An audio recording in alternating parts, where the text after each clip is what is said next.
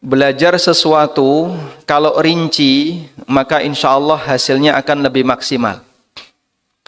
Sehingga ketika kita mengenal dengan detail, rinci, maka hasilnya akan lebih maksimal. Karena itulah ketika belajar, kalau bisa jangan nanggung, tapi belajar dengan serius, rinci, detail, agar bisa lebih maksimal dalam mendapatkan ilmu. Maka kalau mengenal haramnya riba, kita tidak hanya mengenal secara global, riba itu nggak boleh, haram. Tapi apa saja riba, nggak tahu. Nah kalau bisa, qardul hasan. Qardul hasan itu berarti utang tanpa bunga. Mereka sebut dengan qardul hasan. Maka riba qard adalah riba yang terjadi disebabkan akad utang piutang. Karena ini umumnya terjadi di zaman jahiliyah, sehingga para ulama menyebut riba jahiliyah. Sebab umumnya yang terjadi di zaman jahiliyah adalah riba jenis ini, yaitu riba qard. Baik. Riba inilah yang diharamkan oleh Allah dan mendapatkan ancaman keras dalam Al-Quran. Karena riba ini murni kezaliman, di mana orang utang lalu nanti saat mengembalikan dia diwajibkan untuk membayar lebih. Maka kelebihan itu adalah murni kezaliman. Sing jengene wong utang itu butuh atau tidak? Butuh tidak? Butuh. Kudune wong butuh niku ditulungi. Namanya orang butuh seharusnya diapain? Ditolong. Dipahami ya? Karena itulah Allah Subhanahu wa taala memberikan ancaman. Siapa yang minta kelebihan ketika ngutangi orang lain, padahal itu sudah dilarang, maka dia ditantang perang oleh Allah Subhanahu wa taala. Sebagaimana yang Allah firmankan di surat Al-Baqarah ayat 278 dan 279 di halaman 71. Ya ayyuhalladzina amanu taqullaha wa dharu ma baqiya minar riba in kuntum mu'minin. Wahai orang-orang yang beriman, bertakwalah kepada Allah dan tinggalkan sisa-sisa riba kalau kalian beriman. Fa illam taf'alu fa'dhanu biharbim minallahi wa rasulih. Kalau kamu tidak mau meninggalkan sisa riba, maka umumkan untuk perang dengan Allah dan Rasulnya. Ancamannya apa, Bu? Ditantang perang. Perang kok sama Tuhan, kira-kira menang nggak? Nggak mungkin. Terus gimana Pak, makhluk yang ditantang perang oleh Allah Subhanahu wa taala? Anda bisa bayangkan, ketika orang itu sedang membutuhkan pertolongan dari Allah, membutuhkan kasih sayang Allah, ampunan dari Allah, justru dia malah ditantang perang oleh Allah. Berarti berapa persen dia dapat ampunan dari Allah? Sangat kecil sekali. Itulah kondisi pemakan riba yang dia ditantang perang oleh Allah Subhanahu wa taala di akhirat. Monggo hati-hati bagi orang yang pernah memiliki sumber pendapatan dengan cara nganakno duit dadi bank pelecit, gitu. Dia ngasih utang 500 dadi 550. Sak yuto dadi pinten biasane? Sak yuto 100. Nanti kalau 2 juta jadi 2.200.000. Kemudian dia tagih setiap pekan, minta tambahan. Orang ini nek gak tobat, sesuk neng akhirat ditantang perang oleh Allah Subhanahu wa taala. Dan kita bareng-bareng memusuhi mereka. Karena praktek seperti ini dosa besar, tidak boleh dibiarkan, sehingga masyarakat harus disadarkan. Nah terus Pak, nek awake dhewe dadi wong butuh pripun, terutama bagi para pedagang ya, yang butuh mendapatkan tambahan modal. Kadang ra sabar lalu utang bank pelecit. Karena yang paling gampang. Nek utang bank-bank yang resmi itu kan butuh syaratnya banyak. Kudu fotokopi ngene, fotokopi ngene, fotokopi ngene, engko dicek dhisik, harus ke rumah dulu, lihat, diverifikasi, baru dikabulkan. Tapi kalau utang bank pelecit gampang, mengwaton fotokopi KTP, mungkin cukup BPKB jadi jaminan, duitnya metu.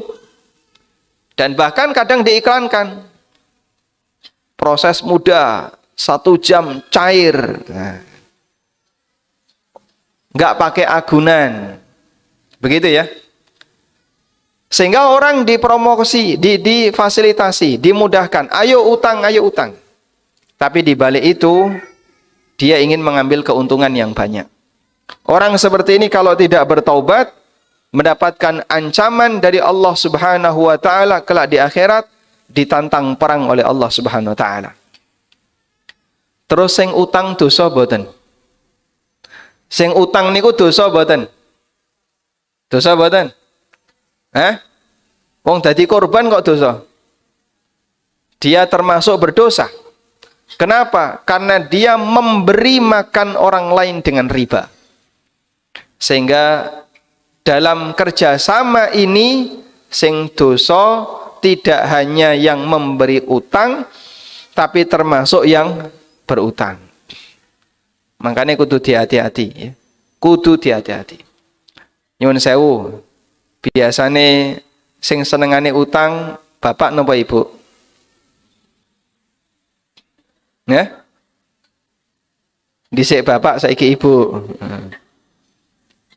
Ibu-ibu seneng utang ya Pak. 300, 500, cilik-cilik. Bapake yo melu-melu, nggih. Bapaknya malah 1M, 2M, tambah gede. Dalam hadis riwayat Muslim dari sahabat Jabir bin Abdullah radhiyallahu anhuma,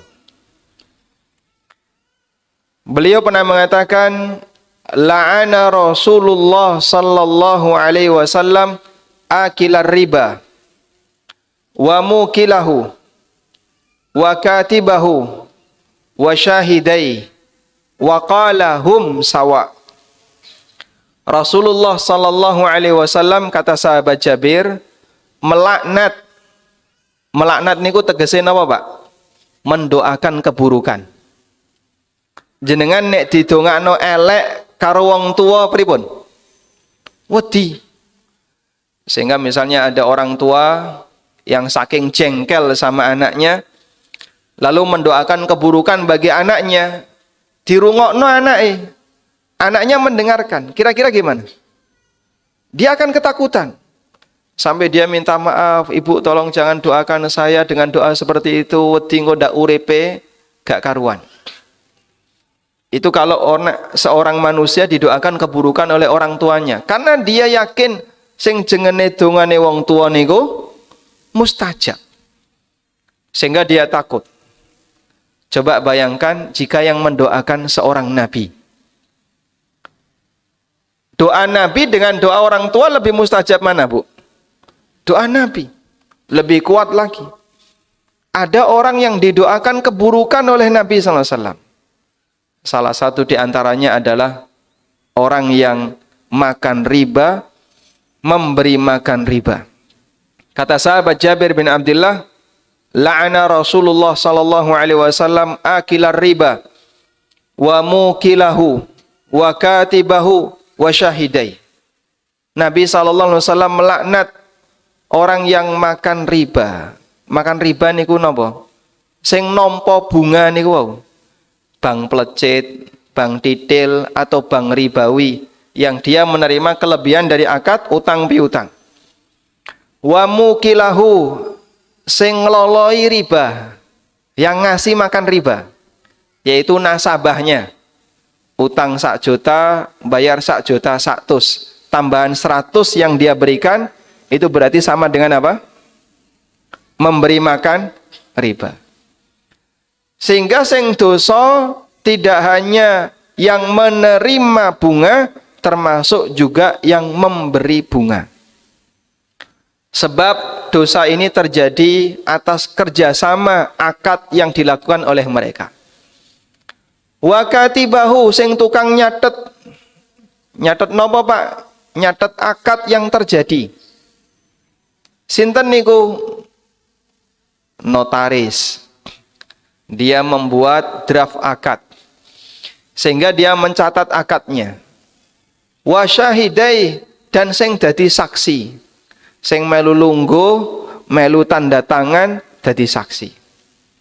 Makanya kadang begini ya, ada sebagian orang yang dia itu sudah sadar riba dosa besar. Lalu ada salah satu di antara saudaranya mau utang bank, jaminannya sertifikat tanah. Nah, piyambake tanglet, Pak Ustadz, dulur kula niku pengen utang. Jaminannya sertifikat tanah, saya diminta tanda tangan. Karena kan anggota keluarga semuanya diminta persetujuan.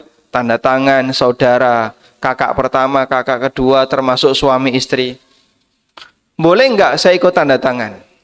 Wong aku ya ora melu utang, sing utang dulurku. Wong aku diminta tanda tangan karena ini harus persetujuan satu keluarga. Sebab ini sertifikat tanah milik keluarga. Maka kita sampaikan, Allah berfirman, wala ta'awanu 'alal itsmi wal udwan. Jangan tolong menolong dalam dosa dan maksiat. Ini justru kesempatan bagi jenengan. Jangan mau tanda tangan biar maksiat ini tidak terjadi. Nek jenengan ikut tanda tangan, mongko maksiat ini akan terjadi. Sehingga bertahan. Wah, nek kaya ngene marono padu sak keluarga. Itulah konsekuensi ketika orang bertahan dalam kebenaran. Yang Anda alami lebih ringan daripada apa yang dialami oleh Rasulullah sallallahu alaihi wasallam. Nabi Muhammad sallallahu alaihi wasallam itu dimusuhi oleh Abu Lahab. Abu Lahab niku sinten? Paman beliau. Pamannya sendiri. Ada di antara Bani Hashim yang memusuhi Nabi sallallahu alaihi wasallam. Sehingga sampai terjadi pecah saudara ketika Rasulullah sallallahu alaihi wasallam berdakwah. Demikian pula yang dialami oleh para sahabat. Ada di antara mereka yang pisah dengan istrinya, pisah dengan suaminya, ada yang rebutan anak, ada yang sampai perang keluarga, ada yang dimusuhi bapaknya, dimusuhi anaknya, karena konsekuensi ketika orang itu berpegang dengan kebenaran, terkadang dimusuhi oleh orang yang ingin melakukan kebatilan. Nek jenengan sabar, kuat-kuatan. Siapa yang lebih sabar, dia yang lebih kuat. Tapi kadang orang yang memegang kebenaran itu kan hatinya lebih lembut. Aku ra kuat nek dionek-onekno kaya ngono. Suwe-suwe nek ra kuat gelem tanda tangan. Nek jenengan gelem tanda tangan melu dosa. Kenapa? Karena ikut dalam praktek tolong-menolong untuk berbuat maksiat. Baik. Kemudian di sini ada keterangan Muhammad Al-Bukhari Al-Hanafi menjelaskan. La yaqdumu ala qabulir riba illa man ishtaddat hajatuhu. Tidak akan ada orang yang sudi membayar riba selain orang yang sedang terhimpit kebutuhan yang sangat mendesak. Sehingga seharusnya orang yang demikian dikasihani, disayangi dan ditolong. Orang semacam ini berhak untuk menerima sedekah. Kalaupun tidak diberi sedekah, paling tidak dibantu dengan dikasih utang tanpa bunga. Nek jenengan boten saged sedekah, nggih minimal diutangi, rasa njaluk tambah. Begitu ya. Baik. Kemudian jamaah yang dimuliakan Allah, Nabi sallallahu alaihi wasallam juga pernah menegaskan, riba jahiliyah tidak boleh lagi diperlakukan. Riba jahiliyah dihapus dari awal, dan pertama kali dihapus ada riba yang pernah dipraktekkan oleh Abbas bin Abdul Muthalib. Di halaman 72 bagian akhir, Rasulullah sallallahu alaihi wasallam pernah bersabda, "Waribal jahiliyati maudu'un wa awwalu riban adauhu ribal Abbas bin Abdul Muthalib fa innahu maudu'un kulluhu." Riba jahiliyah adalah riba yang maudhu', yang dihapus. Pertama kali yang aku hapus adalah riba pamannya sendiri, Abbas bin Abdul Muthalib. Karena dulu Abbas ini pernah nganakno duit, ngutangi masyarakat yang ada di sekitarnya, lalu beliau minta tambahan. Ketika ada ayat tentang haramnya riba, maka Nabi SAW mengumumkan, yang pertama kali saya hapus adalah riba pamanku, yaitu Abbas bin Abdul Muthalib. Artinya maksiat itu kalaupun terjadi di lingkungan keluarga, tidak boleh dibelani karena alasan keluarga. Sehingga maksiat ya maksiat. Meskipun saya ngelakoni keluarga, mbok saya ngelakoni anak yang tercinta, atau suaminya, atau siapapun, yang namanya maksiat adalah maksiat, tidak boleh dibela meskipun pelakunya adalah keluarganya sendiri. Maka Nabi SAW mengatakan bahwasanya riba Abbas bin Abdul Muthalib aku hapus, fa innahu maudu'un kullahu, karena semua riba itu dihapuskan, tidak boleh lagi dipertahankan. Baik, sekarang muncul pertanyaan, kalau sudah terlanjur Pak, di mana kejadiannya itu di masa silam, lagi nek wis ndisik-ndisik pripun? Kan kita sudah utang, sementara utang itu sudah berlalu di masa silam. Baik, kalau sudah terlanjur, maka yang perlu dilakukan adalah tobat nomor 1. Jaluk ngapura kepada Allah Subhanahu wa taala atas kesalahan di masa silam yang pernah dilakukan. Pernah praktek riba, pernah utang bank, atau ngutangi orang minta tambah. Yang kedua, jika posisi kita sebagai orang yang memberi utang, maka kita hanya boleh mendapatkan senilai yang pernah kita utangkan. Saya ulang ya. Dhisik pernah ngutangi, ada bunganya. Lalu sekarang udah tobat. Terus kita berhak untuk nagih enggak? Boleh, tapi hanya senilai berapa? Senilai yang pernah kita utangkan. Lebih dari itu hukumnya haram. Dulu pernah melakukan itu karena enggak ngerti, karena enggak tahu hukumnya. Sekarang sudah ngerti, sudah ikut kajian tentang masalah riba, maka pada saat nagih hanya boleh nagih senilai yang pernah diutangkan, tidak boleh lebih. Sudah? Jika yang ketiga, jika posisi kita sebagai nasabahnya, sebagai nasabah berarti sebagai orang yang berutang, maka perjuangan yang dilakukan adalah menawar agar tidak membayar bunga. Perjuangannya adalah menawar agar tidak membayar bunga, sehingga mau bayar pokoknya saja. Napa saged Pak dicobi mawon nggih. Nanti minta nyuwun tolong ya, ini bayar pokoknya saja, bunganya nggak usah saya bayar. Nggak bisa Pak, sesuai perjanjian harus membayar bunga. Itu dosa besar. Nanti jenengan ditantang perang oleh Allah kalau tetap minta bunga.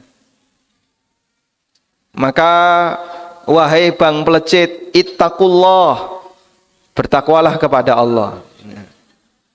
Nek cilengna kaya ngono kira-kira ditampa mboten? Hah?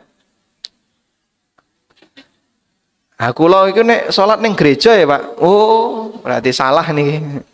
Salah dalil.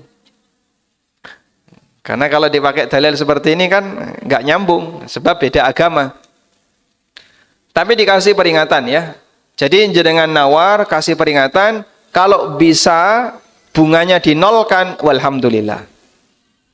Oke. Nah biasanya praktek di sekitar kita yang seperti ini ada di koperasi simpan pinjam. Nah, menikah harus diwaspadai ya. Simpan pinjam itu boleh atau tidak? Simpan pinjam niku boleh atau tidak? Boleh, asal nilainya sama. Nyileh 500, balik 500. Nyileh 1 yuta, balik 1 yuta. Kalau seperti itu silahkan. Tapi kalau pinjam 500 nanti balik jadi 550, ini dosa besar. Dan kalau jenengan sudah terlanjur pinjam di koperasi, maka nanti silahkan menawar ke pihak koperasi, saya mau lunasi, tapi dengan syarat pokoknya saja bunganya tidak bayar. Baik. Selanjutnya, apakah diperbolehkan bagi kita ketika bayar utang dikasih kelebihan? Apakah boleh nalikane bayar utang ngasih kelebihan? Di buku ini ada ya. Di buku ada riba ini, di buku ada apa dengan riba, itu ada. Tapi saya sampaikan di awal, meskipun pembahasan itu ada di belakang. Jawabannya dibolehkan dengan 3 syarat. Boleh dengan 3 syarat. 1, tidak ada kesepakatan di awal. Saya ulang ya. Pertanyaannya tadi apa? Bolehkah memberi kelebihan ketika bayar utang? Jawabannya boleh dengan 3 syarat. Nomor 1, tidak ada kesepakatan di awal.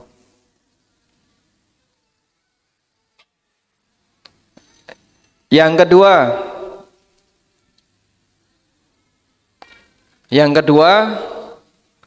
bukan atas permintaan dari pihak yang memberi utang.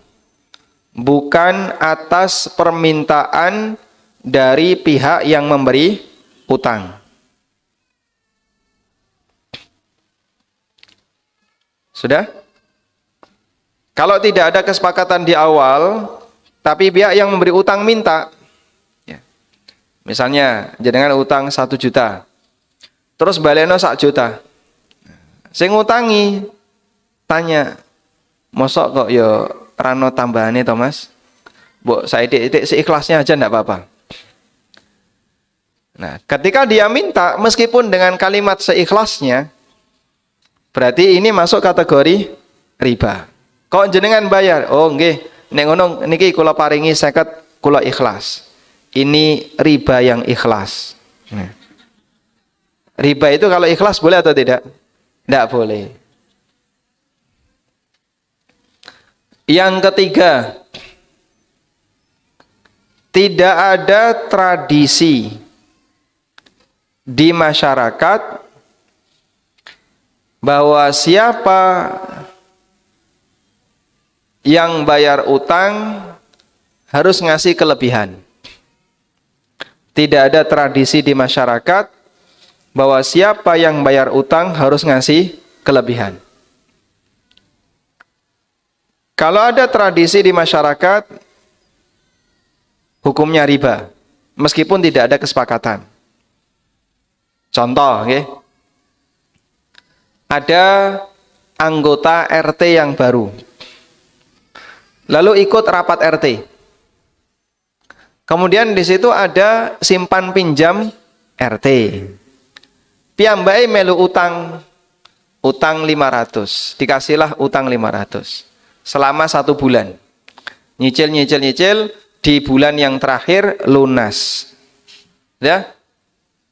Pinten jenengan nglunasi? Oh niki totale gang 100, kula mendet gang 100 tak balekno gang 100. Dikasih tahu sama temennya, nek utang ya ngerti dewe.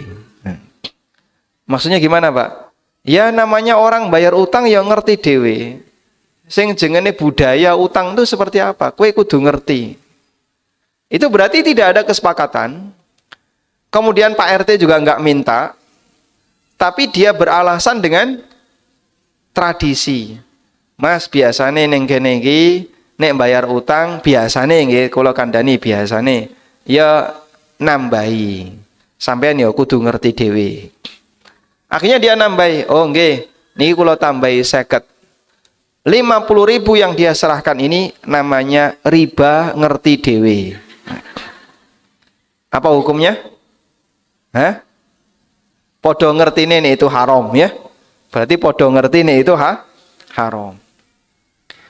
Ini tradisi yang menyebabkan kelebihan itu jadi haram. Dulu ada seorang sahabat yang bernama Abdullah bin Salam. Abdullah bin Salam niki sahabat yang dulu mantan Yahudi. Mantan pendeta Yahudi. Setelah wafatnya Nabi SAW, para sahabat itu kan nyebar ke berbagai kota. Para sahabat itu nyebar ke berbagai kota. Abdullah bin Salam tinggal di sebuah kota, di mana dalam kota itu ada kebiasaan, siapa yang bayar utang harus membawa sekeranjang hadiah. Boh isine buah, nopo isine kurma atau yang lain. Pokoknya bawa hadiah. Suatu hari datang Abu Burdah. Datang Abu Burdah. Abu Burdah niki ulama tabi'in. Lalu ketemu Abdullah bin Salam. Kemudian Abdullah bin Salam mengatakan kepada Abu Burdah, nanti ke rumah saya ya, saya kasih tahu sesuatu. Akhirnya datanglah Abu Burdah ke rumahnya Abdullah bin Salam. Sesampainya di rumah Abdullah bin Salam, kata Abdullah kepada Abu Burdah, saya kasih nasihat. Innaka fi ardin ar-riba fihi fashin. Kamu sekarang berada di sebuah daerah di mana praktek riba itu tersebar di mana-mana. Masya Allah, itu sudah ada di zaman sahabat Abdullah bin Salam. Wa inna min abwabir riba, dan termasuk di antara pintu riba yang ada di sini, ada orang yang ngutangi orang lain. Faidha halal ajal, ketika batas waktunya sudah habis, orang ini membayar utangnya wa bisallatin fi hadiyah, dan dikasih tambahan sekeranjang hadiah. Fattakitil kasallah wa ma fiha. Kamu harus hati-hati. Hadiah itu kamu tidak boleh mengambilnya dan tidak boleh mengambil keranjang itu. Masya Allah. Sehingga sampai seperti itu kehati-hatian para sahabat. Termasuk juga manfaat utang berupa jasa dan layanan. Itu juga nggak boleh diterima. Dalam sebuah hadis dari sahabat Anas bin Malik. Dalam hadis dari sahabat Anas bin Malik. Beliau pernah menyampaikan, idza aqrada ahaduhu qardon. Kalau si A ngutangi sampean. Kalau si A ngutangi jenengan. Sudah? Lalu suatu ketika orang yang diberi utang itu menawarkan, summa hamalahu 'ala dabah. Menawarkan tunggangan atau menawarkan bantuan atau memberikan hadiah. Fala yaqbalha wala yarkabha. Jangan diterima hadiahnya dan jangan diterima tawaran layanannya. Karena itu termasuk bagian dari riba. Contoh ya, jenengan ngutangi tukang ojek atau tukang becak. Diutangi 500. Ketemu neng pasar. Monggo Bapak Ibu kula terne muleh pun gratis boten napa-napa. Pangapunten kula dereng saged mbayar utang. Ini kata Anas bin Malik tidak boleh diterima. Kalau jenengan terima, alhamdulillah entuk boncengan gratis. Ini layanan riba, tidak boleh diterima. Contoh kehati-hatian para sahabat di masa silam. Sekarang ada kasus ya. Ada kasus. Ada seorang istri utang suaminya. Mas kula utang. Piro? 5 yuto. Bungane piro? Pakai bunga enggak? Ora usah nggo bunga, nanti sampean tak pejeti tiap malam. Ini boleh atau tidak? Boleh atau tidak? Hah? Menjeti bojone boleh atau tidak? Enggak boleh. Pripun, Bu? Sampeyan utang bapak, gitu. Tapi jenengan kasih janji, engko nek bapak ngutangi kula, nanti tiap malam tak pejeti. Ini pejet riba atau bukan? Hah? Riba, nggih? Jadi nggak boleh ya? Boleh atau tidak kayak gini? Nggak boleh. Pun nate ngeten niki. Dereng. Nanti malam mau dipraktekkan. Hah? Sampaikan saja ke suaminya. Ya, sehingga sampaikan ke suaminya ya. Wis to Pak, ra usah diutangi dikekno wae 5 yuto. Alhamdulillah. Sehingga nanti pejetnya pejet gratis. Bukan termasuk riba. Karena bagian dari jasa yang diberikan disebabkan karena utang itu masuk sebagai bentuk tambahan yang tidak diperbolehkan oleh para sahabat di masa silam. Sebab mereka memahami itu termasuk riba. Kados ngeten niki cukup banyak di sekitar kita. Ada orang kaya ngasih utang ke tetangganya yang nggak mampu. Lalu tetangganya ini jadi sering bantu. Sehingga ketika orang ini butuh tertentu, tonggone teko ngewangi. Sampai ketika panen, datang bantu. Dikasih bagian nggak mau. Dan dia menyampaikan udzur, pangapunten nggih, utange dereng saged kula bayar. Kalau udzur itu disampaikan oleh orang yang menerima utang, berarti dia membantu karena alasan apa? Karena alasan durung iso bayar utang. Coba kalau dia nggak punya utang, mungkin dia nggak mau bantu. Sing duwe gawe, sing ngutangi, masya Allah, tonggone sing diutangi membantu tanpa pamrih. Niki kula ikhlas nggih Pak, derek bantu.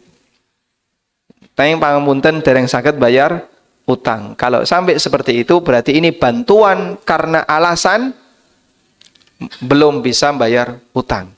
Dulu para sahabat melarang yang praktek seperti ini. Meskipun di sekitar kita mungkin masih banyak ya, maka perlu diwaspadai jika ada orang yang membantu padahal dia masih punya utang, sebaiknya kalau bisa yang punya utang ini jangan ikut membantu. Kalaupun bantu dibayar. Agar tidak terjadi bentuk memberikan bantuan karena transaksi utang. Tapi nek wis kebiasaan di kampung gimana, Pak? Yang namanya orang nek duwe gawe kan tonggone ngewangi nggih. Nah, kalau seperti itu boleh atau tidak? Jika nilai bantuannya sebagaimana umumnya yang berlaku di masyarakat, artinya tidak ada hubungannya dengan utang, insya Allah tidak masalah. Walhamdulillah. Baik, sekarang kita beralih ke riba jenis yang kedua. Riba jenis yang kedua adalah riba jual beli. Riba apa? Jual beli. Apa itu riba jual beli? Riba jual beli adalah riba yang disebabkan karena tukar menukar objek ribawi.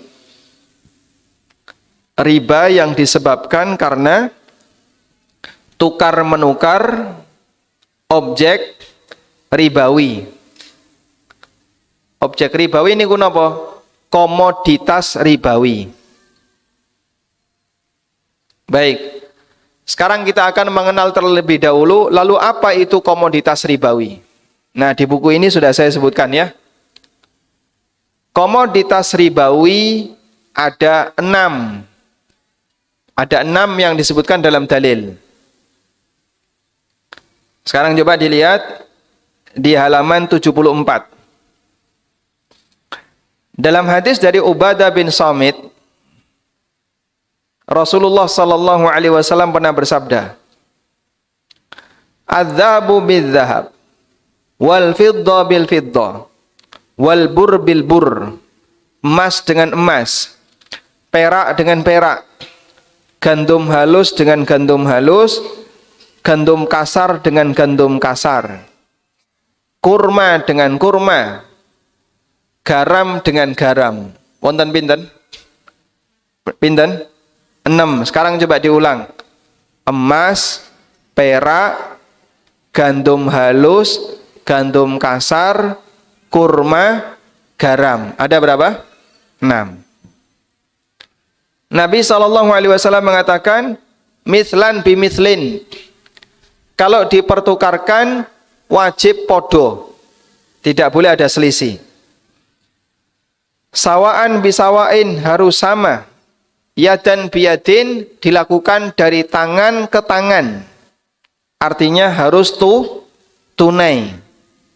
Fa'idah talafat hadhil asnaf, kalau beda jenis, fabi'u kaifa syi'tum, boleh ada selisih. Ma idza kana yadan biyadin, selama dilakukan dari tangan ke tangan, alias tunai. Baik. Sekarang coba diperhatikan penjelasannya kayak gini ya. Benda ribawi wonten 6. Coba diulang.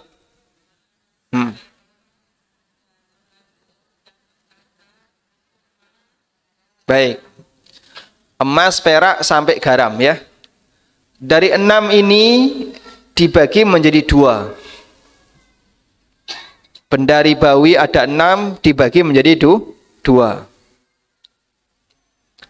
Benda ribawi kelas 1, benda ribawi kelas 2. Dibagi jadi 2, kelas 1 dan kelas 2.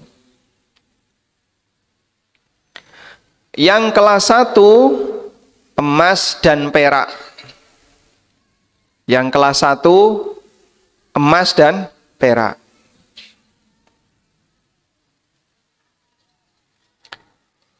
Turunannya adalah semua mata uang yang berlaku di masyarakat. Turunannya adalah semua mata uang yang berlaku di masyarakat. Sudah di sini dipahami insyaallah? Baik. Yang kelas 2, gandum halus, gandum kasar, kurma dan garam. Turunannya adalah semua bahan makanan pokok yang bisa disimpan. Turunannya adalah semua bahan makanan pokok yang bisa disimpan. Contohnya apa? Beras, tepung, gula, dan seluruh turunannya. Termasuk minyak goreng. Ini semuanya adalah turunan benda ribawi jenis yang kelas yang keberapa? Yang kedua. Baik. Sampun? Sekarang aturannya.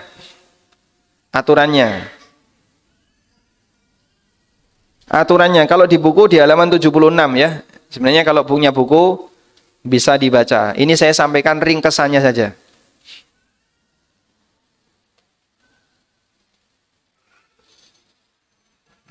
Niku buku siji nggih wong loro.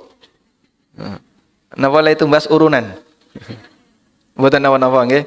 Yang penting pokoknya dibaca. Loh dulu kan seperti itu nggih. Santri niku buku siji nggih wong telu, tukune urunan ya. Sehingga saat belajar niku gantian. Enggak apa-apa ya. Yang penting pokoknya dipelajari. Sekarang aturannya. Aturannya. Jika ditukar sejenis,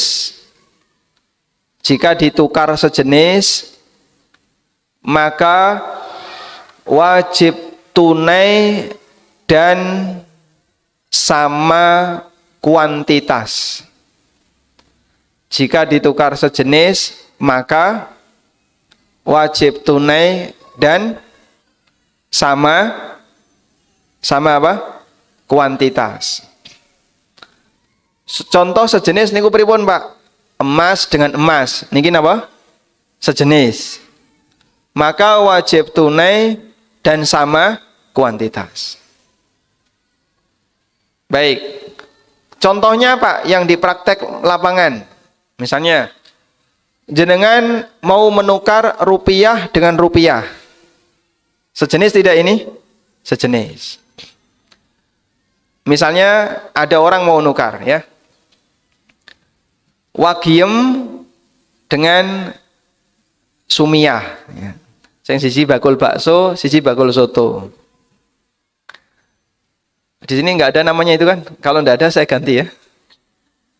Kalau ada saya ganti. Nggak ada ya, sehingga tidak menyinggung ya. Ini wagiem bakul bakso, konsumen pertama datang nggawa duit 50.000. Tuku bakso 10.000. Berarti susuk pinten? 40. Buka laci kosong nggak ada duit. Buka dompet ini baru pelanggan pertama nggak ada duit.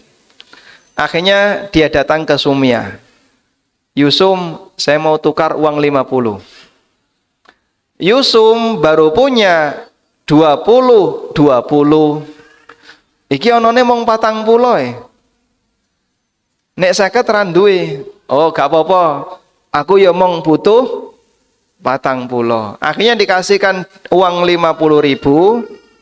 Lalu wagiem ngambil 40.000. Dikasihkan ke konsumennya. Niki susuke 40.000. Konsumen pulang. Sudah? Praktek yang terjadi antara wagiem dengan sumiyah ini riba nasi'ah. Kok bisa, Pak? Karena tidak sama. Sing siji 50.000, sing siji pinten? 40. Berarti sama atau beda? Beda. Yang 10 nyusul. Engko gampang sing 10, engko nek aku wis entuk duit 10 tak gekno awakmu. Ini ndak boleh. Kalau ini dilakukan jadinya praktek riba. Bakul neng pasar kaya ngene iki gak ngerti. Pernah mengalami kejadian kayak gini ibu-ibu? Nah ya, di pasar banyak yang kayak gini. Banyak. Nukar uang 50, ya sudahlah saya butuhnya cuma 30, dikasih 20, 10. Sing 20 nyusul. Menyusul ini masuk dalam kategori riba nasi'ah. Hukumnya terlarang. Wah, nek kaya ngene kathah, Pak. Di tengah masyarakat. Makanya inilah manfaatnya belajar. Karena orang kalau belajar, dia bisa lebih hati-hati dalam bersikap dan bertransaksi. Sudah? Nah, karena itu kalau sudah ngerti, sampaikan kepada teman-temannya yang lain. Kowe nek ijol duit kudu podo, cacahe podo.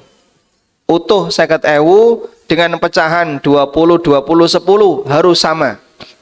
100.000 dengan 50 berarti kudu dapat 50 dengan 100.000 harus sama. Tidak boleh ada yang berbeda. Dipahami insya Allah ya? Baik. Contoh yang lain. Ada orang punya emas, cincin emas ya. Dia punya cincin emas yang dibeli pada tahun 2000. 20 gram. Masya Allah. Cincin emas 20 gram dibeli tahun 2000. Iku antepe kaya apa ya? Lalu di tahun 2020 mau ditukar dengan cincin emas yang sama. Biasanya cincin itu pinten gram? Hah? Biasanya pinten gram? 3 atau 5? Baik, 5 saja ya. Ini beli cincin emas 5 gram di tahun 2000. Tahun 2020 mau ditukar dengan cincin emas yang baru. Ditukar dengan cincin emas yang baru di tahun 2020. Dengan berat yang sama, 5 gram juga. Pertanyaannya, nombok atau tidak? Nombok nggih? 5 gram yang lama plus 200.000 nanti bisa dapat 5 gram yang baru. Tambahan 200.000 menika masuk kategori riba fadl.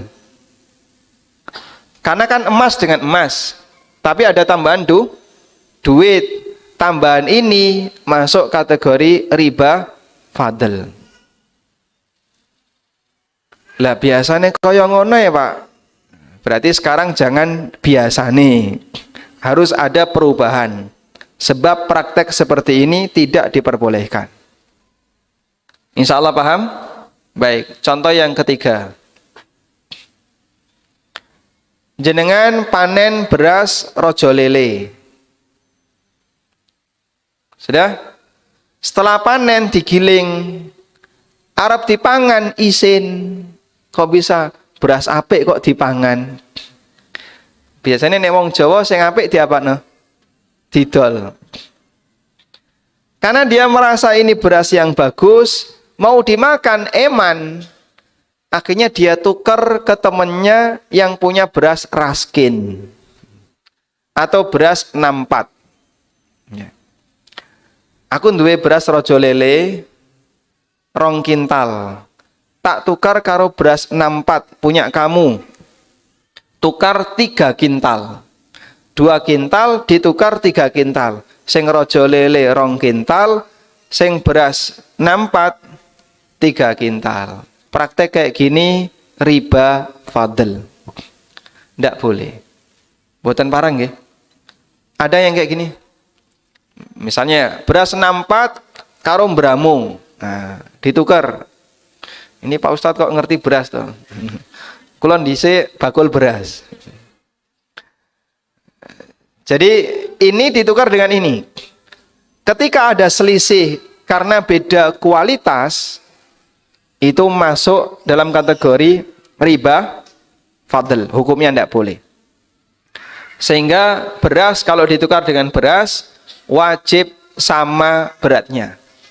Nek jenengan kemarin nukar beras 64, nanti ditukar dengan beras Bramo atau beras yang lain harus sama. Ini 2 kintal, ini 2 kintal. Tidak boleh ada yang beda. Nah, sekarang ada kasus. Gabah dijolno beras itu boleh atau tidak? Ada petani panen. Lalu dia nggawa gabah diantarkan ke gilingan ya. Dia panen bawa gabah diantarkan ke penggilingan. Nggawa gabah 2 kintal. Ditukar karo beras karo 1/2 kintal. Ngoten nggih? Itu boleh atau tidak? Boleh atau tidak? Tidak boleh. Kenapa? Karena ada selisih. Terus solusinya bagaimana Pak? Solusinya dijual dulu. Beras 2 kintal didol, entuk duitnya dipakai, atau gabah 2 kintal dijual, dapat uangnya dipakai untuk beli beras. Dapatnya berapa? Silahkan. Meskipun nanti ada selisih. Nah, kita perhatikan banyak petani yang praktek di penggilingan tuh kayak gitu.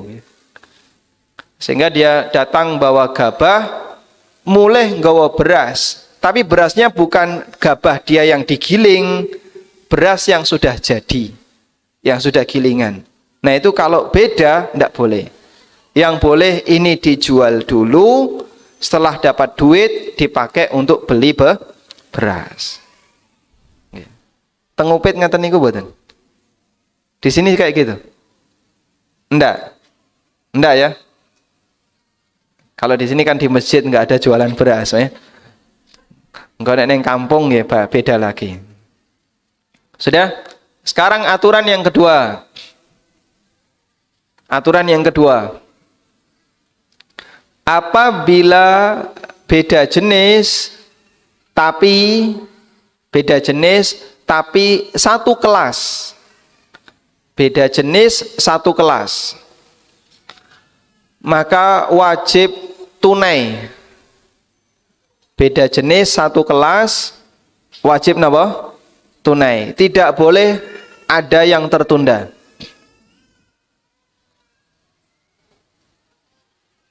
Contohnya napa Pak? Emas dengan perak itu beda jenis satu kelas.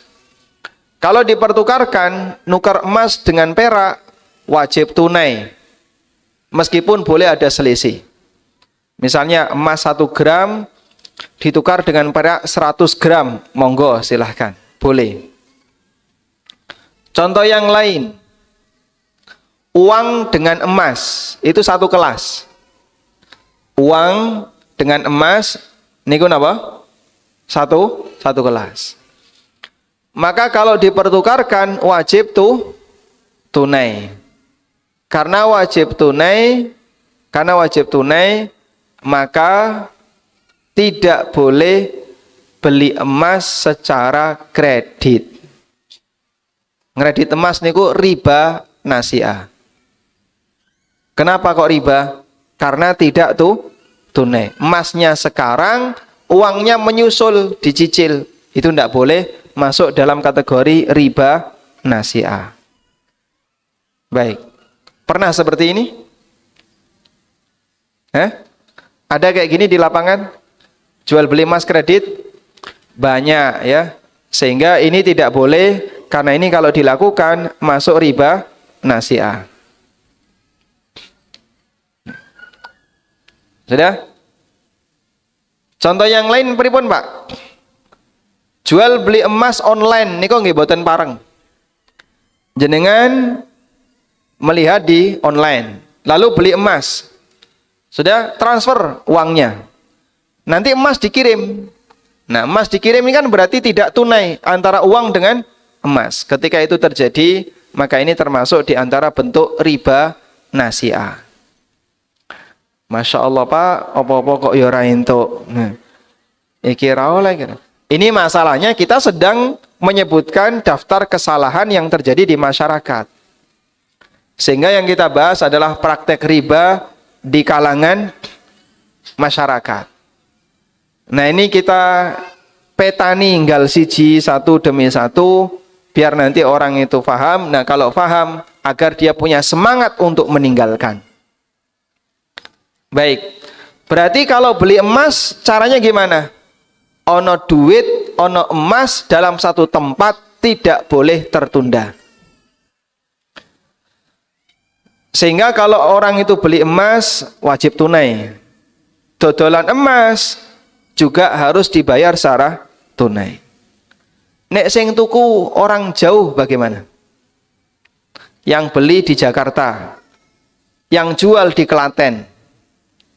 Bagaimana solusinya agar bisa terjadi jual beli emas jarak jauh? Di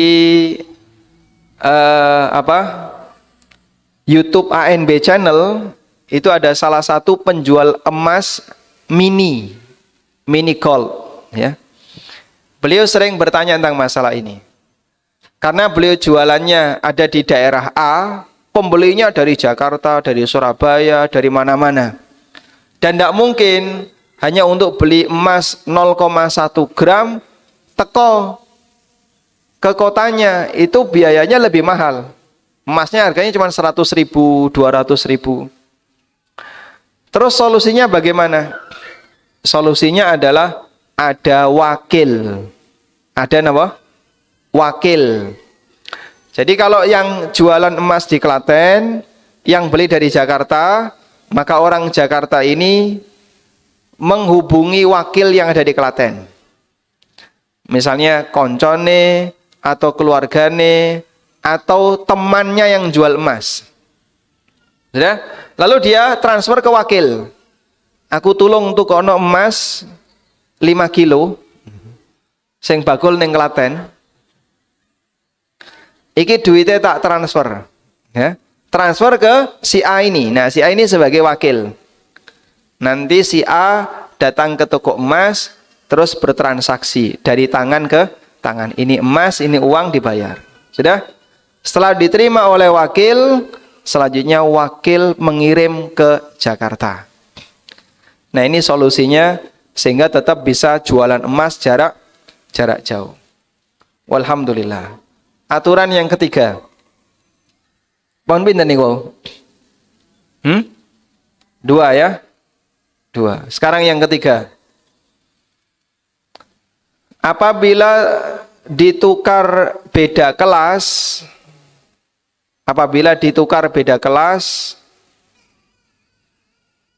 maka boleh bebas.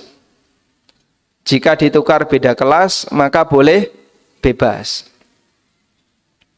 Artinya boleh bebas, mau ada tambahan silahkan, mau kredit juga boleh. Contohnya beda kelas, uang dengan beras. Ini sama kelas atau beda kelas? Beda. Yang satu emas, yang satu beras, yang satu uang, satu beras. Kelas 1 sama kelas 2. Kalau seperti ini boleh beda. Sehingga bolehkah beli beras secara kredit? Boleh atau tidak? Boleh, karena beda ke kelas. Tapi nanti jenengan bayarnya pakai uang. Nempur beras, bayarnya dicicil, itu boleh. Karena beda kelas antara uang dengan beras. Walhamdulillah.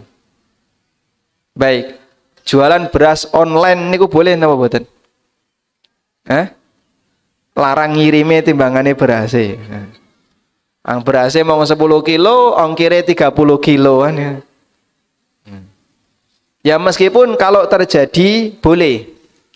Sebab antara emas dengan beras itu boleh beda, tidak harus dari tangan ke tangan. Wallahu a'lam. Pun nggih jam 12. Jenengan nggih pun ngantuk kados e. Maka kajian kita hentikan karena jamaahnya sudah pingin pulang.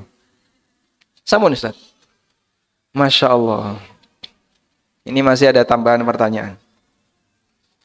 Walhamdulillahirrabbilalamin. Sekarang kita akan bacakan beberapa pertanyaan dari jamaah.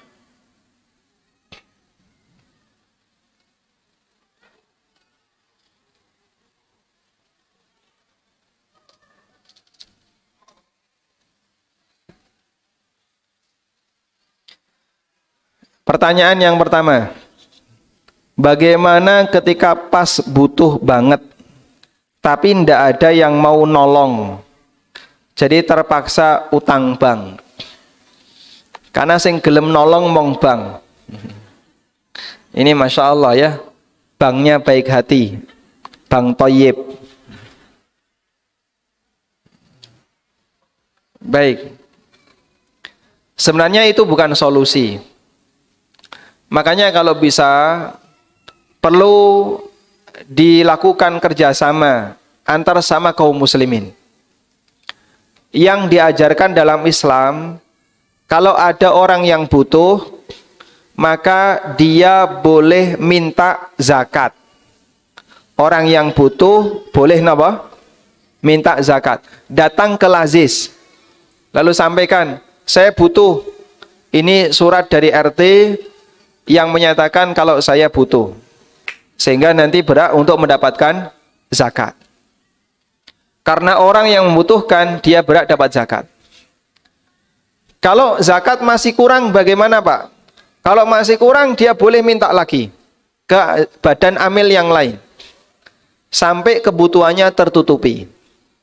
Sehingga orang miskin ditutupi kebutuhannya dengan cara dia berhak untuk minta zakat. Masalahnya nek dana zakatnya habis, sementara kebutuhannya masih besar. Dan tidak ada yang mau membantu. Dalam kondisi seperti ini, apakah diperbolehkan bagi dia untuk melakukan utang riba? Karena sudah tidak ada solusi yang lain. Baik, ini saya buka fatwa, meskipun tolong jangan sampai disalahgunakan. Fatwa yang pernah diterbitkan oleh sebagian ulama, dan termasuk diantaranya adalah Lajnah Daimah. Bagi orang yang betul-betul kepepet, sampai mepet sudah ya. Sudah tidak ada solusi yang lain. Sementara nggak ada yang bisa ngasih utang, nggak ada yang bisa ngasih solusi yang lain, dia boleh utang riba. Pilihan terakhir. Dan sampaikan kepada yang memberi utang bahwa dia sebenarnya tidak mau. Namun karena terpaksa, sehingga nanti yang nanggung dosa adalah yang memberi utang dan minta bunga. Itu yang nanggung dosa. Itu kalau sudah nggak memungkinkan, sehingga dia utang riba dalam posisi apa? Terpaksa. Wallahu a'lam.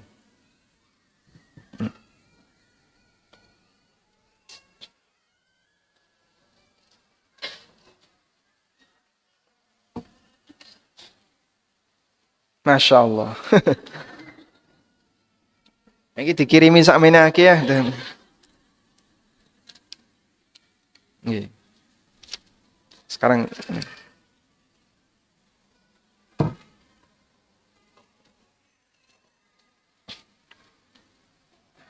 Assalamualaikum. Waalaikumsalam. Saya dulu bekerja di koperasi dan ayah bekerja di koperasi. Alhamdulillah sekarang saya dan bapak sudah meninggalkan hal tersebut. Bagaimana cara tobat dari harta haram? Karena bapak sudah hampir 20 tahun bekerja di koperasi tersebut. Riba yang didapatkan sebelum tahu ilmunya, hukumnya halal untuk dimiliki oleh pemiliknya. Riba yang didapatkan sebelum tahu ilmunya, hukumnya halal untuk dimiliki oleh pemiliknya. Dalilnya adalah firman Allah Subhanahu wa taala. Allah Subhanahu wa taala berfirman,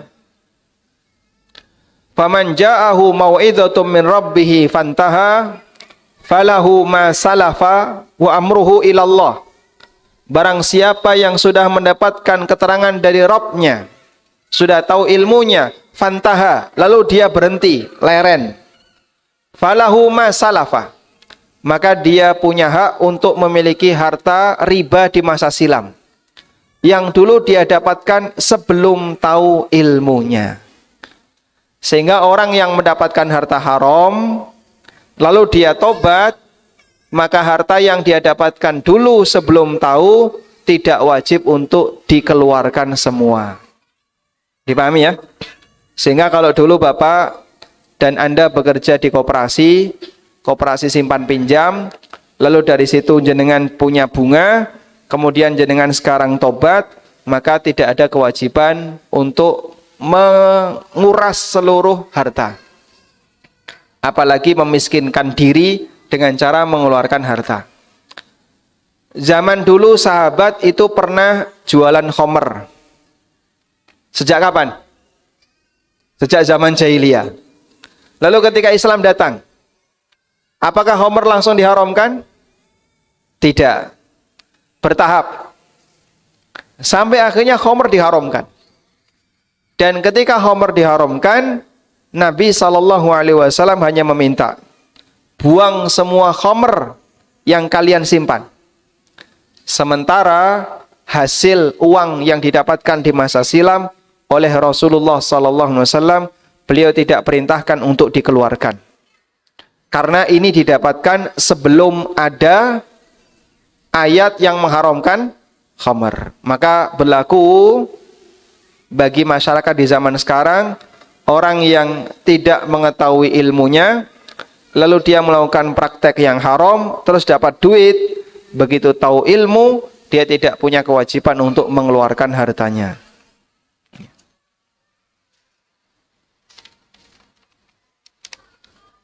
Oh, ini. Masya Allah, ini angkanya banyak ini. Ini laporan keuangan ya. Sebentar dulu, nanti kita tunda dulu. Ada pertanyaan. Seberapa besar keuntungan yang bisa kita peroleh dalam perdagangan? 10, 15, atau 5%? Mohon penjelasan berapa persen yang dianjurkan dalam agama. Baik. Saya mau bercerita ya. Ini tolong fokus dulu ya. Yang gerenengan di belakang, gerenengannya dilereni sik. Dulu ada sahabat namanya Urwah Al-Bariki. Sinten? Urwah. Nah. Sahabat Urwah Al-Bariki ini diberi oleh Nabi SAW uang 1 dinar. Titip tolong tukokno wedhus. Belikan kambing. Lalu berangkatlah Urwah ke pasar kambing. Sudah? Sampai di sana dengan uang 1 dinar, Urwah bisa membeli 2 ekor kambing. Terus dibawa sama Urwah. Di perjalanan ada orang yang pingin beli salah satu. Akhirnya dijual oleh Urwah 1 ekor dengan harga 1 dinar. 1 dinar niku pinten, Pak? Sekarang kurang lebih 4 juta. 1 dinar sekarang kurang lebih 4 juta. Jadi Urwah datang ke pasar, nggawa duit 4 juta, berhasil membawa 2 ekor kambing. Di jalan ada orang yang mau beli, didol salah satu dengan harga 1 dinar. Balik kepada Nabi SAW, kemudian diserahkan kepada beliau, ini kambing, ini uang 1 dinar. Berarti bati pinten? Bati pinten? 100%. Berarti dagang untung 100% boleh, Pak? Boleh. Sehingga dalam masalah keuntungan, Islam itu tidak memberikan batasan. Dan Nabi SAW ketika mendapatkan laporan dari Urwah semacam ini, beliau tidak memarahi Urwah. Dan beliau tidak mengatakan, kowe mau ngapusi sopo? Kok entuk duit sakmene? Entuk wedhus duitnya balik utuh, ngapusi sopo awakmu iki? Beliau tidak mengatakan demikian. Bahkan yang boleh lakukan mendoakan Urwah. Sehingga Rasulullah SAW mengatakan, barakallahu fi safqati yadik. Semoga Allah memberkahi transaksi yang kamu lakukan. Sampai sahabat mengatakan, andaikan Urwah itu dagang pasir jadi tanah. Ya. Andaikan Urwah itu dagang pasir akan jadi emas. Saking pinternya dalam berdagang dan dapat doa dari Nabi SAW diberkahi. Nah, nyuwun tulung ya. Jadi begini, pekerjaan bisa ditiru, tapi hasil belum tentu sama. Kalau kok niru koncomu bakul tempe saiki iso munggah kaji. Niru bakul tempe ra kaji-kaji. Pekerjaan bisa ditiru tapi hasil belum tentu sama. Maksudnya begini ya. Ada sebagian orang itu yang kalau dia jualan pinter, berkah, maju jualannya. Sebaliknya ada sebagian orang kalau dodolan selalu rugi. Ya, rugi terus, jaluk modal meneh, rugi meneh, jaluk modal meneh, rugi meneh. Karakter orang beda-beda. Nah, sehingga yang karakter penjual dan biasanya gampang untung, Allah takdirkan rizkinya dari jualan. Sebaliknya ada yang ketika jualan gampang rugi. Bisa jadi Allah takdirkan rizkinya dia jadi karyawan. Orang ini kalau jualan dia gampang rugi. Tapi kalau jadi karyawan bagus, karirnya naik. Allah membagi rizki sesuai dengan apa yang dia kehendaki. Maka jenengan tidak perlu maksa bojone, kalau Pak tiru tonggomu kayak pinter dagang. Belum tentu nek bojone jenengan dagang hasilnya podo karo tonggone. Karena usaha bisa ditiru, tapi hasil itu bagian dari takdir Allah sesuai dengan apa yang Allah kehendaki. Baik. Karena itu untuk jualan ngambil untung 100% hukumnya boleh. Tapi yang tidak boleh adalah menjual melebihi harga pasar. Itu tidak boleh. Menjual barang melebihi harga pasar. Itu tidak boleh. Kenapa Pak? Itu sama dengan bodoni konsumen. Contoh, ya. Klaten niku makanan khasnya apa? Soto seger, ya. Ada orang jualan soto, lalu datang mobil plat B Jakarta, orang ngerti rego. Beli soto 2 mangkok, selesai makan tanya, pinten 50.000. Soto 2 mangkok kok 50.000. Ini menjual di atas harga pasar. Ceritanya ngeten nggih. Ada orang main ke alun-alun Jogja. Beli wedang ronde 2 mangkok. Disuruh bayar 100.000. Sak mangkok 50.000. Kenapa? Sing tuku plate B. Wong Jakarta gak ngerti rego, dipentung. Harga mentung ini namanya menjual barang di atas harga pasar, hukumnya dilarang, dolim. Tapi kalau Anda menjual sesuai harga pasar, untungnya 100%, nggak apa-apa, boleh. Wallahu a'lam.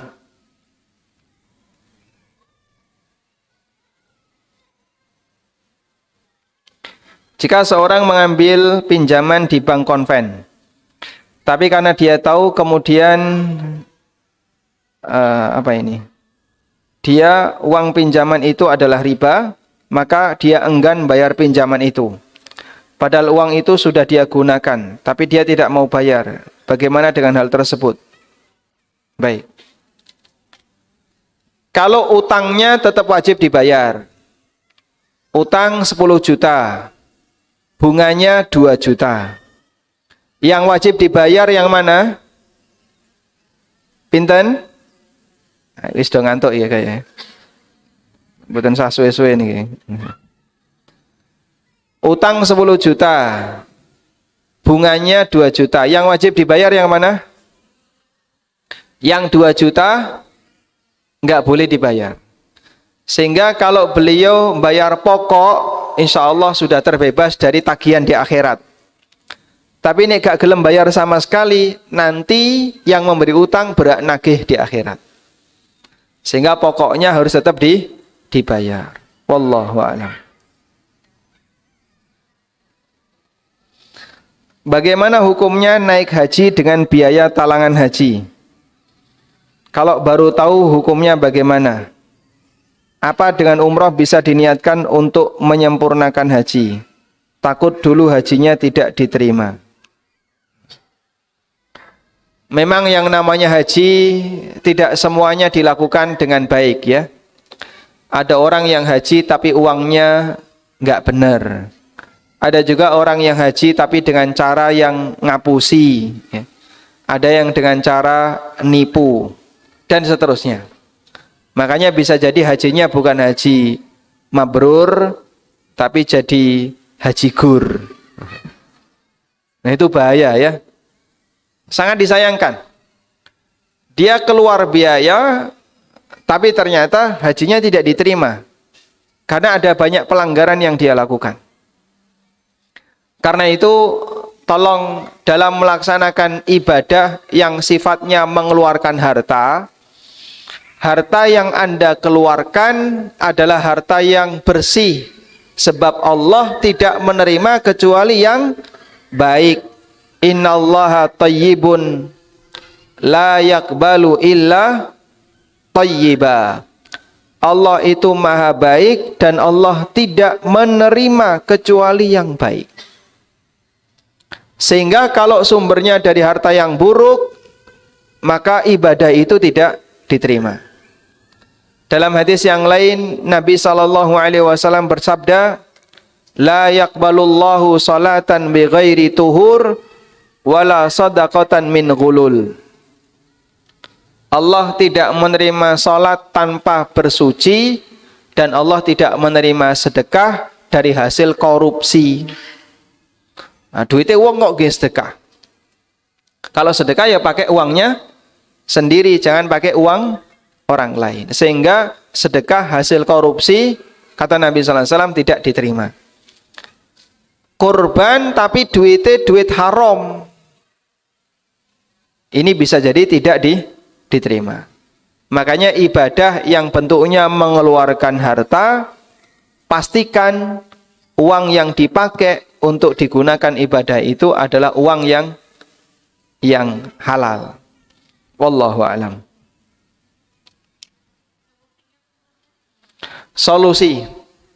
Solusinya kalau sudah terlanjur dulu ya, itu terjadi di masa silam. Ya, solusinya berangkat lagi. Nek duwe duitnya.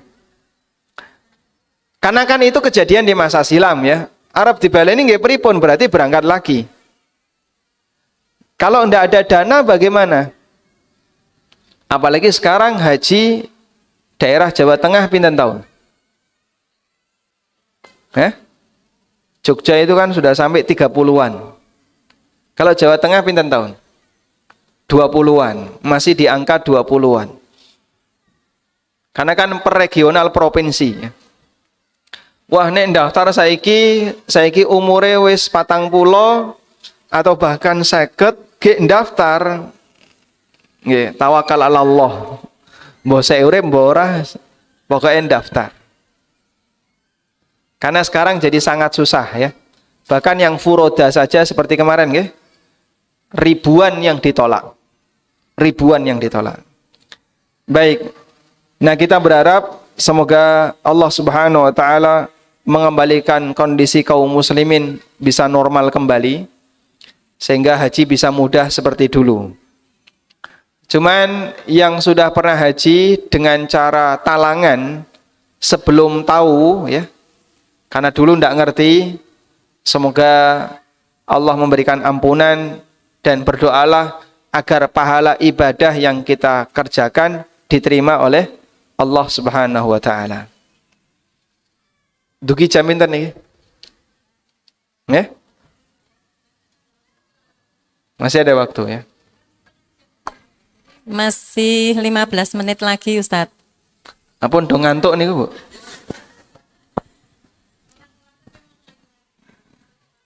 Bisa tanya langsung, Ustadz.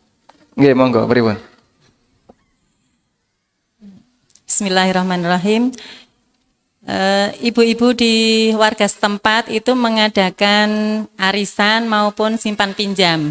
Kemudian tabungan yang dipinjamkan itu oleh kepada anggota itu dipersilahkan dengan memberikan infak seikhlasnya seperti itu, apa dibolehkan. Kemudian hasilnya nanti dibelikan untuk kepentingan warga. Apa termasuk riba atau bukan? Baik. Jadi tambahan apapun yang dipersyaratkan di saat transaksi utang piutang itu masuk kategori riba. Tambahan apapun yang disyaratkan dalam transaksi utang hukumnya riba. Baik pakai nominal maupun seikhlasnya. Sebab seikhlasnya itu kan angkanya ya. Seberapapun monggo, yang penting seikhlasnya. Tapi minta tambahan, nah itu tidak boleh.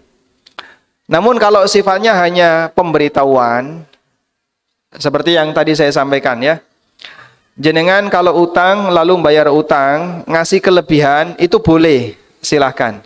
Kami tidak minta dan kami juga tidak membuat kesepakatan seperti itu, dan di sini tidak ada tradisi seperti itu. Kalau tiga ini terpenuhi, lalu atas inisiatif pribadi dari orang yang berutang ngasih tambahan, silahkan diterima. boleh. Sehingga sifatnya hanya informasi. Boleh monggo ngasih tambahan. Nanti uang tambahan itu dikumpulkan akan digunakan untuk kegiatan sosial atau fasilitas bersama, monggo. Sebenarnya kalau itu fasilitas bersama, pakai dana wakaf boleh.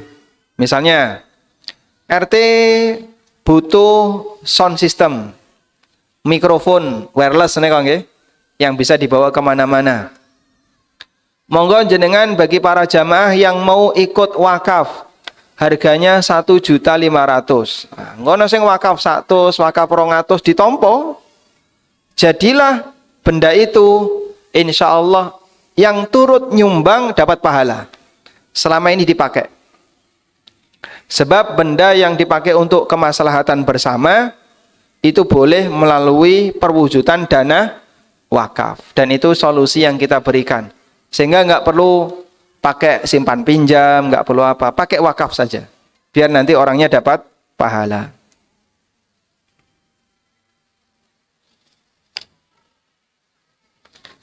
Apa hukumnya tukar kado dibungkus tanpa tahu isinya? Tukar kado kalau nilainya besar nggak boleh, karena nanti jadinya gharar besar. Kalau nilainya besar, hukumnya apa? Nggak boleh, karena jadinya gharar besar. Misalnya, tukar kado nilai minimal 100.000, maksimal bebas. Maka ada yang ngasih kado cincin, gelang, kalung. Ada yang HP, iPhone, iPad. Sehingga nanti untung-untungan. Ada yang dia ngasih kado murah, dapat mahal. Ada yang ngasih kado mahal, dapat murah. Kalau seperti ini nggak boleh. Ini gharar besar. Yang kedua, tukar kado yang nilainya kecil. Misalnya, kado 5.000-an. Terserah bebas. Sehingga semua isinya harganya sama 5.000. Lalu nanti dibawa ke sekolah saling ditukar. Insya Allah tidak masalah, karena ini gharar yang kecil, dan gharar kecil diperbolehkan. Wallahu a'lam.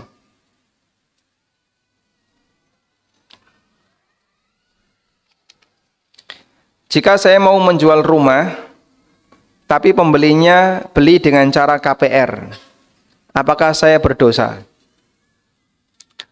Biasanya kalau dia KPR bank, maka pemilik rumah akan diundang ke bank. Lalu diajak ikut tanda tangan dalam transaksi.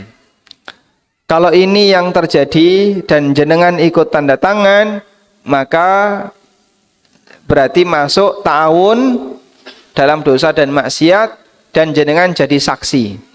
Ini waliyadzubillah kena laknat Rasulullah Sallallahu Alaihi Wasallam. Jangan sampai dilakukan.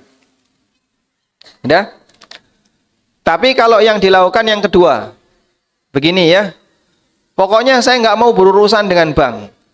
Sampean mau cari duit dari mana terserah. Yang penting saya dapat uang tunai dari jenengan, dari konsumen. Nah, masalah konsumen mau cari duit dari mana terserah konsumen. Insya Allah diperbolehkan. Meskipun dia utang bank. Berarti penjualnya tidak berurusan dengan utang bank yang dilakukan oleh konsumen. Wallahu a'lam.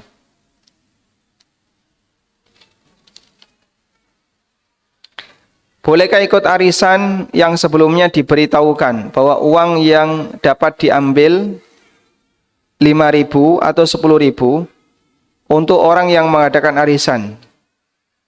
Jadi uang yang didapat tidak penuh. Maksudnya gimana ini?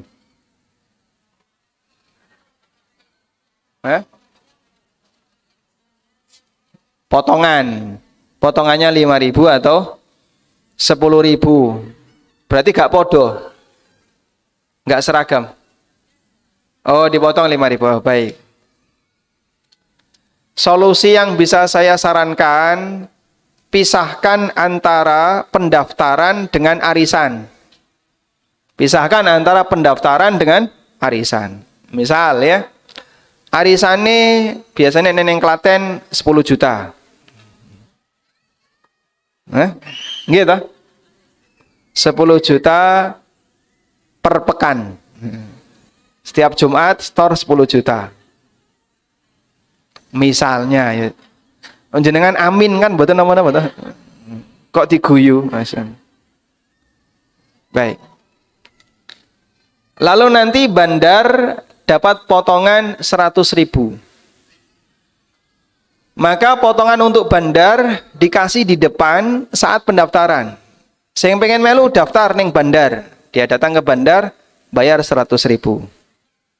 Sudah? Sehingga bandar dapat di depan dengan biaya pendaftaran. Kalau yang ikut 100 ya 100.000 peng 100, 10 juta.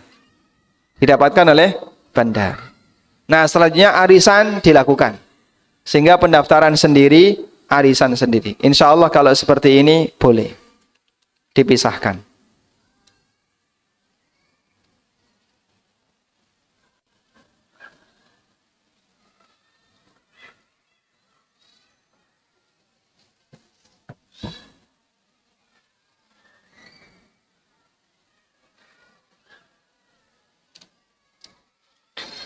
Misalkan utang di bank syariah terdapat denda. Denda tersebut dimasukkan ke lazis. Apakah denda tersebut termasuk riba? Saya pernah mempelajari bagian ini. Jadi ada sebuah buku ya, judulnya Ma'ayir Syariah. Itu juklak untuk perbankan syariah internasional yang diterbitkan di Bahrain. Jadi buku ini menyebutkan tentang keterlambatan yang terjadi pada nasabah. Kapan boleh diberi denda? Ada rincian.